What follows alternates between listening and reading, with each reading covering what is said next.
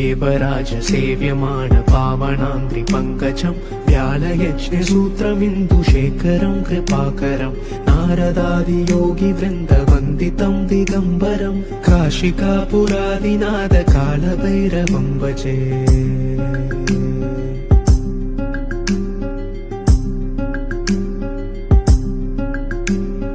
भानुकोटिभास्वरं भवापितारकं परं नीलकण्ठमीप्सितार्थदायकं त्रिलोचनं कालकालमम्बुजाक्षमक्षशूलमक्षरं काशिकापुरादिनाथ कालभैरवं भजे।